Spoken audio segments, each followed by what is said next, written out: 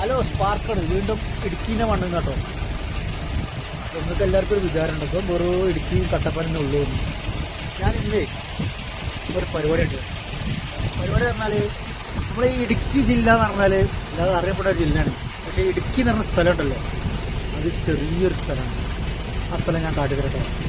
അത് ബാക്കത്തെ വ്യൂ കണ്ടോളി, നല്ല രസമുള്ള വ്യൂ ആണ്. ആ വേറെ വ്യൂലേ, ഞാൻ നിങ്ങൾക്ക് ആ സ്ഥലം കാട്ടിത്തരാം. അപ്പം നമ്മൾ വണ്ടിയിൽ കയറിയിട്ട് മുന്നോട്ട് പോയിക്കൊണ്ടിരിക്കണം. അപ്പം കുറച്ചുകൂടി അങ്ങോട്ട് മുന്നോട്ട് പോയാലാണ് നമ്മൾ ഇടുക്കി എന്ന് പറഞ്ഞ സ്ഥലം കാണുക. അപ്പം എന്തായാലും അപ്പം അതിൻ്റെ മുന്നോട്ടുള്ള സ്ഥലത്തിൻ്റെ വ്യൂ കുറച്ച് കാണിക്കാമെന്ന് വിചാരിച്ചിട്ടാണ് കുറച്ച് മുന്നേ എടുത്തത്.